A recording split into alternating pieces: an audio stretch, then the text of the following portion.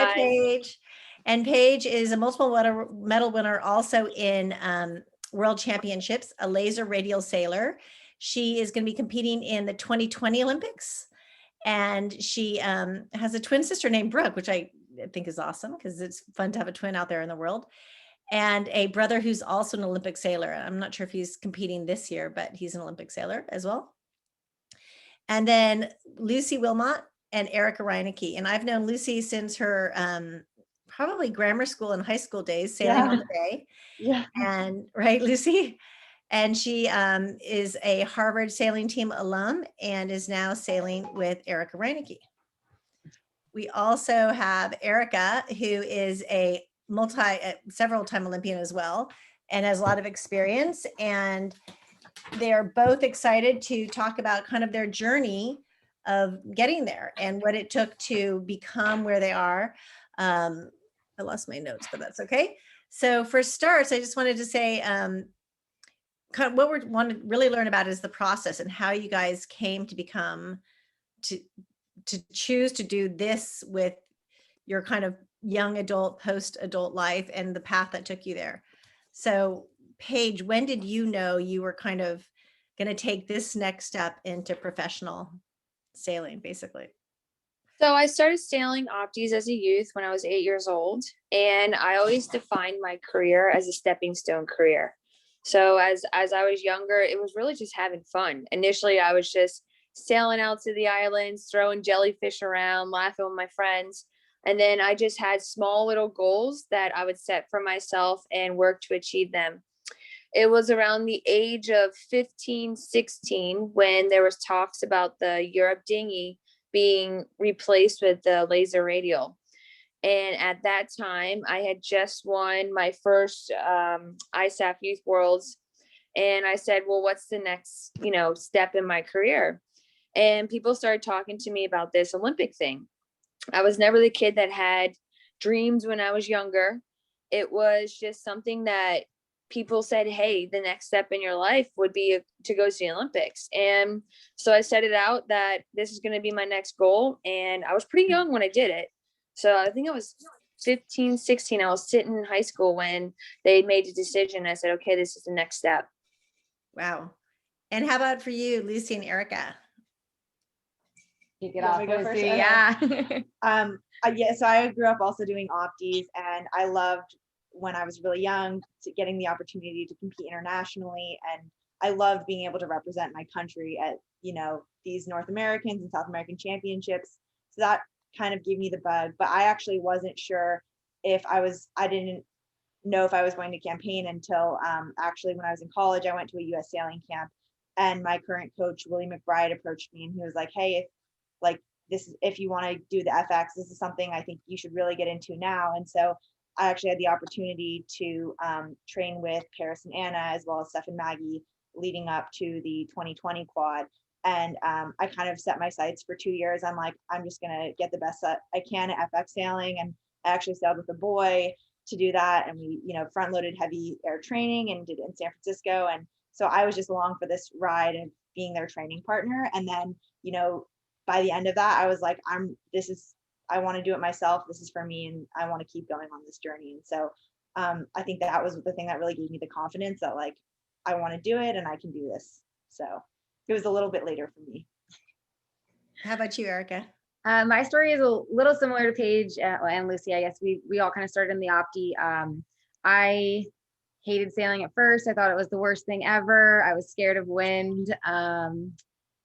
Basically took my mom feeding me chocolate chip cookies to finish races. It was really bad.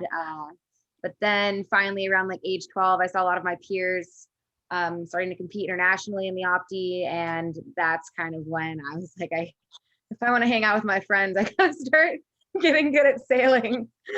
So that was kind of the spark around age 12, and then ended up doing really well in the Opti, traveling, and I think winning 2 girls national championships. And then after the Opti, went into some high school sailing stuff, which was really fun. And then also got into the Radial like Paige, and started doing well in the youth circuit, podiumed at a few youth world championships. But mostly for me, the being a teenager and in high school, it was more about making like these friends and connections. At Lauderdale Yacht Club, we had a ton of people flying in every weekend, coming to train with us. So I was making friends again at a young age with people from all over the country. And then after high school, I went to college and sailed at Boston College. And I absolutely fell in love with college sailing. I did that for 4 years. I really learned how to be a good team player there, and learned how to lead by example under Coach Greg Wilkinson. And our team ended up doing really well all 4 years I was there, and I'm grateful for my teammates. And after that, I graduated college in 2017 and did an Olympic campaign where Paige and I trained together for, I mean, it was 4 years, but it was a long time before that as well. So we were good training partners, spent a lot of time in the water, pushing each other really, really hard. And I became a better sailor because of it. So that's kind of my life story. So when you talk about sailing and you've gone from like high school and college team sports to really now focusing on, I don't want to say a career in sailing, but like more personal goals, personal aspirations. You're also representing our team, which is our country, which is just amazing. And I can't imagine what that would be like. And it sounds like Erika, you and Paige have both had that experience of opening ceremonies, which must be just incredible. I mean, that must be a very awesome event. But what would you say is the kind of personality trait that would help someone if they say, I really want to do this? Or what's that one thing that you have to call on yourself when you're freezing cold, when you're soaking wet and it's windy outside and you're like away from your family or away from your friends? What's that thing that keeps you driven? Erika, you want to go first? Okay. Well, for me, it's a bit different. I think when I was younger, I used to think about my dream a lot, and I'm doing this for, trying to win a gold medal, trying to perform at the Worlds. And then as I got older, I realized that was just actually hurting me a little bit, because I was putting a lot of pressure on myself to perform. So honestly, now when those times get really tough, I just focus on things in the moment that I can control. And when I'm able to actually control a few things at a time, then, I mean, those tough moments pass relatively quickly. How about you, Lucy? I mean, I think, to be really happy in an Olympic campaign and to love it, like you got to have fun. You have to be surrounded by a group of people that you like, love, trust, and support. And so, for me, it was really important having a partner that, I would live and breathe the whole campaign experience with, and that we have a coach that we can fully trust and confide in. But, we create this fun learning culture, and it's fun to push ourselves. It's fun to, get wrecked by the weather every once in a while. And I think when we kind of accept that as part of the process, and also keep, our goal, we like our goals to be really process oriented and really like living in the moment and being happy with the daily goals on the water, rather than just the progress and worrying about like, okay, when are we going to see results if we've been working really hard, or, what's like the next, championship we need to perform at. I think for us, championing those like little moments of victory when you get those tangible goals, successfully completed, I think is what drives us. And I think those moments outweigh all the chaos and harder moments. And it's about building character and being on this journey. That's great. How about you, Paige? So one of the biggest things I feel like I've learned since I was 24, because I went into the working world and I've been doing the campaign, a lot of hard work, determination, and being really focused on your goals will differentiate you from other people. So I think there's a direct comparison of when times get tough, whether you're in the working world or you're in the athletic world, it's all about persevering and continuing to work hard. What I have seen a lot is that people will give up when times get tough. And I believe if you're willing to work harder than others, put in more time, do more research, become more confident within your product, or let's just say your athletic career, then that will already put you steps ahead of other people. So I think that's the biggest key to success, what I've noticed. And especially if you want to have longevity within a career, it's continuing to get back up when you have setbacks and to continue to work harder than what other people will do. So that's great, because that's kind of segues into what I was thinking about, how this can apply to just not only sailing, but how it applies to other things like a career, about education, what you need to kind of take those next steps. So it sounds like, what was your career, Paige? I didn't know you were in the working. My family, we have a insurance company. So my brother, sister, and I started that up when I was 24, and it was crazy. I just, I did my college career, and then I went straight into the campaign. And then right when the campaign ended, I went straight into the working world. And the three of them, they all have direct similarities in work ethic. So I tell anyone, you can become one of the top athletes in the world. Anyone can get up to top 25, top 30, top whatever, 15. And that's what I just say by it's mechanics, machine sailing, we call it. So if you put in time into the gym, you put in time in the boat, if you are diligent on how you're going to achieve goals that you know that will make you better, you can get up to a certain level. It's the same thing with your academics and the same thing in the working world. If you set out a matrix of things that you need to accomplish every day, each week, and over the months and years, and you keep hitting those check marks, then you can help yourself progress to the next level or differentiate yourself from other people. I think all three of them is the direct correlation is that you have to do things that other people are not willing to do. So let's say you want to be a doctor. It's a very competitive field. If you want to be a successful doctor, you have to study more. You have to put in more hours than other people. There's going to be naturally gifted people out there that are good at sales, that they're naturally smart. But I believe if you're willing to put in the work, then you can equally be just as good or even better in different areas. It's so fun. I talk to families about that all the time. When kids might have some kind of a disability, I'm like, they might work harder and be more successful than someone who's natural or just gifted, because they don't have that same drive that your child might end up having for all the practice. Well, and like a personal thing, I'm actually not a naturally gifted athlete. I have health issues. I have a genetic disorder that's created issues for me. And growing up, I was always a straggler with my brother and sister. They were athletically gifted. They could run extremely fast when we did 5Ks. I was always behind them. I wasn't gifted as a sailor when I was younger.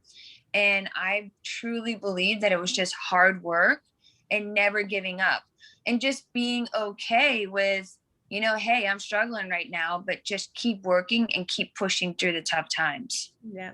That's interesting, because Lucy and Erika, you talk a lot about your process orientation. So you really think about like your checklists, which we use in medicine all the time, because we find that checklists really help. So what's when you say about process, what are you guys talking about? What's the part that, do you like make a checklist after you do some sailing? Do you have your same kind of, what do you call, I like what Paige said, you called it machine training or machine sailing. Yeah, I think we completely agree with that. At least for the FX, you see like these tacks where the sailors are running across and flipping in, and it looks really like smooth, but really, when we go out and practice, we're breaking down all the things we're trying to work on every single day to like a step-by-step. Where do we put our foot? Where do we put our hand? And to Paige's point, none of that has to do with talent. It's really like getting granular enough and like making sure you're covering your bases in these, these tasks that like have a ton of small, simple things, but they string together to be a really like hard maneuver. And so, I think also for us during COVID, we haven't been able to train with other people very frequently. And this year we're trying to make a really big push to develop our like foundational boat handling. So that's like tacks, jibes, fairways. Those sound really basic, but in the FX, it's really hard to do with a ton of variation in the wind and in sea state as well. And so we made it our goal to really like hone in on mastering. First, we did like all of the like tacks in all wind conditions, but flat water. And then recently we moved to Fort Lauderdale, and now we're doing it with wind. or wind and waves.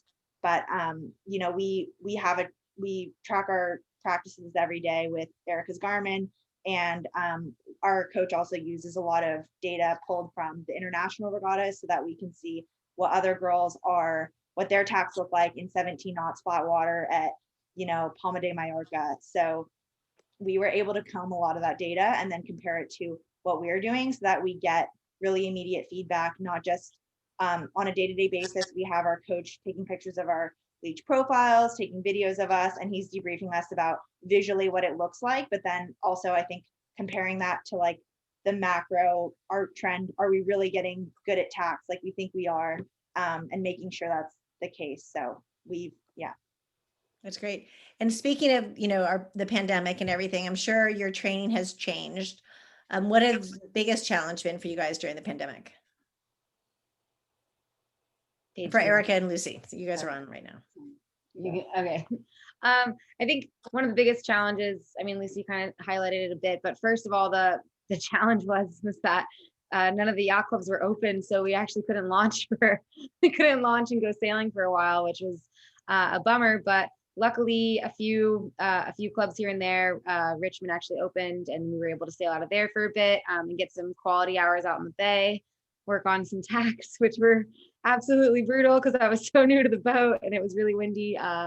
But then after that, when the club started opening, we moved down to Fort Lauderdale in the fall, and still things were pretty shut down here in Florida as well. And it was hard to get training partners to come down. A lot of our training partners in the FX currently, besides Steph and Maggie, are actually youth sailors. And so a lot of them were stuck up north, dealing with school, equipment. And so that was really tough as well. We couldn't get another boat out. And then I think one of the other things is trying to find a stable coach during this entire period. That's been really tough for us. And I mean, even still, we're feeling some of the effects of it. We can't get our coach every month. We really have to plan out those days and say, hey, we need you on these days. And, you know, is this going to work with the travel, with the flights? When he had to quarantine, we had to take that into consideration. So right. I think those have been some of the toughest challenges. Yeah. How about you, Paige? I would say I recently just encountered a challenge, which was just the urge of really wanting to race against everyone, especially if, you know, who knows how many years I have left in radials. Like, as it looks, this could be my last year. So I was like, I just want to compete. But honestly, with the whole COVID thing, I just took it like, instead of letting the negativity or, you know, what I can't be doing overwhelming, I just said, okay, what is actually the positive that I can see in this, even though it's terrible, like what's happening, of course. I used it as an opportunity to help me get myself into better shape, to get myself better mentally prepared for the games. I had a lot of things that I needed to work on, and I just looked at it as, you know, more time that was given to me before the Olympics. So I tried to see where the benefits were in something that's difficult, like a difficult situation. And I know I should know this, but where are the games right now? Where are the games supposed to be? I mean, are they Tokyo? And do you think is that going to happen? Yeah, I definitely think it's going to happen. Oh, it might great. be like, I'm not sure about how it will go, like if we'll be at an opening ceremony or if we're allowed to go, if there are spectators will be, but everything's just kind of going day by day. But I have a feeling it's for sure going to happen. Oh, that's great. That's so exciting. And then we've been talking about sailing. We have people who weren't sailors on the call, but the FX is a 2-person boat. Obviously, we've got a team of 2. A laser radial is a 1-person boat. And these are all great things to do this. You've done a little bit of both with your foot in what you call your real work, you know, the other work world versus just the sailing world. But financing this is also a big deal. Has that been a challenge, or how do you go about that? I know there's a lot of people who are supporting you. Erika and Lucy, want to go first? This actually was like, you know, a really hard year for us because we were hoping that we would get coaching support in the new quad and like be able to roll right into it. And I think for us, it's been really hard having to finance paying for our own coach. That's definitely our biggest campaign expense. We've had to get really creative. So like we said, we've hired, we got Helena to coach us. We've gotten Hans, our fellow 49er teammate, to coach us.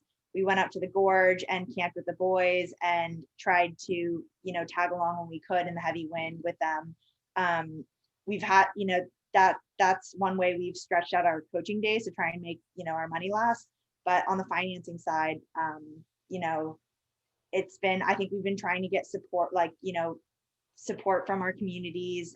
St. Francis, actually, the foundation has been a huge help, and they've supported me when I was sailing with Nate as well in the FX. And me as well. In the Radial, yeah. So the Bay Area foundations have been a huge help. And yeah, you know, we've spent a lot of time reaching out to communities, reaching out to women's groups, and trying to just get to know a lot of these places better. That's great. And you guys also have a scarf that was developed, right? Yeah, we do. We were laughing when we saw your guys's because we're like, oh gosh, we have one too. I like one. Do you have it there to pick up? Is it somewhere nearby? Can you show us? Oh yeah. Yeah, go grab one. Okay. We So had got it. Yeah, so Laura, a friend from school, his parents were fashion designers, and his sister, Laura Castellano Pucci, the granddaughter of Emilio Pucci, was she was doing design school, and she wanted to get back into the scarf business like her grandfather had run. And yeah, just showing, yeah, we have them like framed. But the blue one. But so she designed our logo, which is yellow. She designed our logo for us, which was really nice. And then, you know, we wanted to do the scarf as a scarf. It was made by a female for women. And the hope was that, you know, we could get more excitement around within the female community around our sailing. And hopefully, you know, like, if, you know, you have Yacht Club Pride, and I know all the women at the Yacht Club love wearing like their scarf, and there's, you know, committees with them all. And so we were hoping that we could build a community of women who are really passionate about scarves and what we were doing as well. That's great. That's awesome. I love it. I love the blue one. Yeah, Yay! That's my favorite too, I think. Yeah, well, send us the link. Yeah, you might have some people who are interested in it. Okay. Yeah. You can wear it around your face too if you need to, right? Yeah. And how about you, Paige? How has your fundraising been going? So U.S. Sailing has been a big support for me over the years, and then with the U.S. Olympic Committee. And then I work with the St. Francis Sailing Foundation, and they have been one of my biggest supporters, and I've always been so thankful for them. So I give big props to them. And then I've been very thankful for a donor. Her name's Beth Diatley, and she's come on to the campaign and has been a godsend to my campaign for the 2021. So having the postponement financially was difficult because everything was extended for another year. So those three have been my huge factor in my life that's actually enabled me to do this at this age. That's great. That's awesome. So when we, and then we'll go to questions, because now we've got some questions in the queue, but also what advice could you give to a young sailor, or actually just young people in general, on some things that you have, like your mantras, your things that your positive quotes of the day, the things that keep you going, that keep people going in the right direction. And that I just love the idea of the process that you guys are both using and going through, that anybody can be great, because I think that's such a great, super message to give to people. It's just about putting the work in. And I really love that message, that you can be anything you want. Truly, you can be great. I do think it's interesting that, Paige, you and your brother both are Olympic medalists. So I do want to know what your mother gave you guys for breakfast, but that's different. Was there Cheerios, Wheaties? What was it? But what would be your, couple of tips of advice that you would give to juniors, or to, anybody? All of us need a little reboot, a redo. So actually the biggest thing I've learned in the last few years, because I was dealing with some health stuff, was to be really grateful for the things that we have each day when we wake up in life. I think one thing that we can fall victim to is that everyone's always trying to achieve more. We want to get this medal. We want to be stronger. We want more money. We want, a better body. I think waking up and being really grateful for who you are that day, for what you have in that moment, really helps fuel me to keep going, because it just puts me in a good mood. I'm not, I'm always staying like positive on the things that I have in my life right now. And going into a racing day or a tough training day, I have a positive attitude, because I feel that everything that's happening in my life is happening for a reason. And I just trust and believe that it's all going to work out. And along this road, I'm learning a whole bunch of stuff that I know is going to benefit me in the future and currently benefit me on my goals now. And just to go off a bit more on what you said, you can be anything you want to be. I truly believe that. It doesn't matter, male, female, your race, where you're born. You can go to wherever you want, wherever your goals are going to lead you, as long as you just stay determined and doing your work ethic, and don't let anyone tell you that you can't do it. So I think having your self-belief, constantly staying in that good state of mind. And when you do fall out of it, don't beat yourself up. Just say, hey, what's going good for me in my life right now? And then just keep telling yourself that you can do it, and keep walking forward. That's good. What about you, Lucy, Erika? What are your mantra? What are your things that you think about? I think I have something. I guess I'm kind of I'm newer to the Olympic sailing circuit. I'm kind of the younger, pair between me and younger teammate between me and Erika.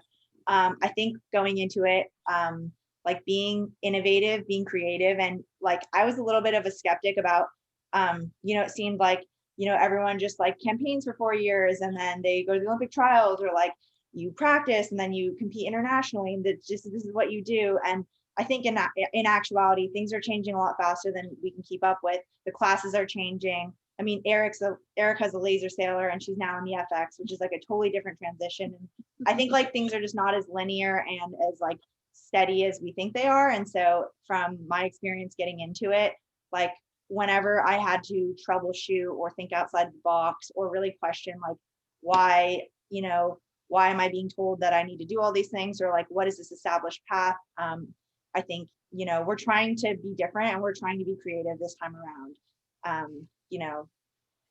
We want to, I said earlier a bit, use data analytics to change how we approach improvement. We want to engage with the youth community more and create a better bridge between older female sailors and young youth teams that we coach consistently and we spend a lot of time with, and create a better mentorship. Helena Scott was a huge help in guiding me when I was looking for a partner and trying to shape what a campaign looks like for me. And even from my experience with Paris and Anna, their campaign looked really different than what me and Erika are doing. And we were always dealt with different cards. And so there's this constantly we're dealing with things, balls being dropped or things changing. And so being on your toes, I think really helped me through that. Great. How about you, Erika? I think for me, to kind of go off of what Paige said earlier, is about being grateful. I was kind of made, this is a funny story really quick, but I was almost made fun a little bit in the Radial fleet for launching super early. As soon as the D flag went up, I was changed and ready to go. But the only reason really why I did that, well, first of all, I do being first to the race course because why not? But I do when I launch, I like to take a second and be wow, I'm in Spain, I'm in Oman, I'm in Brazil. This is crazy. And I kind of always just take those couple moments on the way out to the race course to really appreciate what I have and what I've been able to do in this life. So that would be the first thing I would tell a lot of kids, because time flies. I'm already 27 and I don't know how that happened. I feel like I'm 16 still, but I'm definitely not. And then the other thing too is that I think for me, I was kind of almost too much of a hard worker, and I think it really affected my sailing and life balance.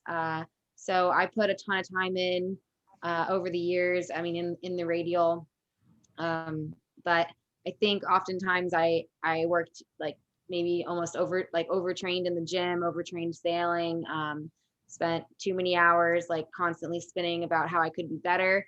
And I think that there's just a time and place for that. And it's really important to have those moments to turn your mind off and do other things. Another thing that I learned was that sailing isn't really who I am, it's what I do. And so that put a lot of things in perspective for me. Like, I didn't let sailing define who I was. There's still other things that I love to do. Sailing's just a goal, which I do love the sport, but there's a goal, and I like spending time with my family and doing a bunch of other normal human things with other people, going shopping, I don't know, watching The Bachelor on Monday nights. So yeah, I think it's important for youth sailors too to not get too pushed over the edge, and just enjoy it, hang out with friends and have fun out there. And then I want to ask one question, because I just thought this was great. I'm not sure whose advice this was, but slow is fast.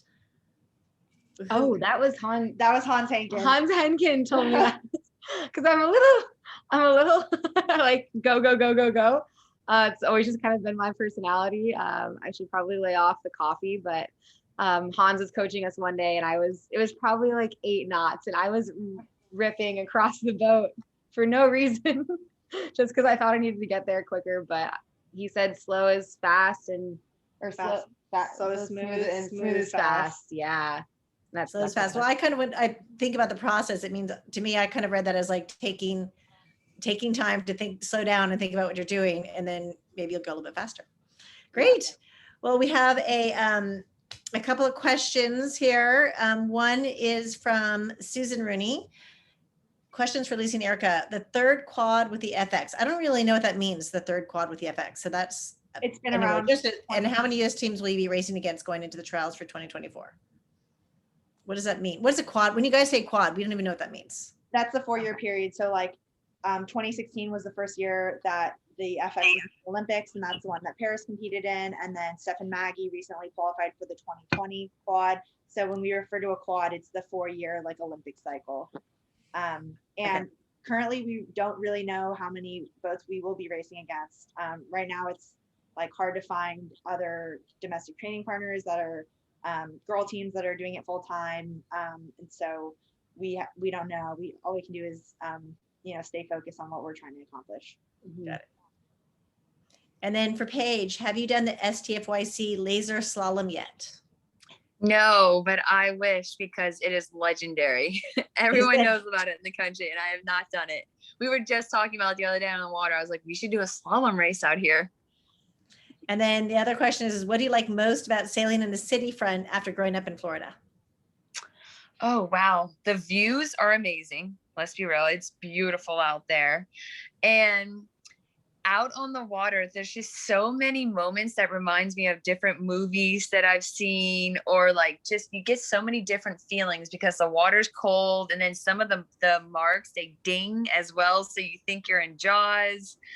And the fog coming down, it's just, I love the whole scenery. It's so cool seeing it, because I mean, Florida, we're really flat over here. So when we go over to San Francisco, it's just a completely different world to us.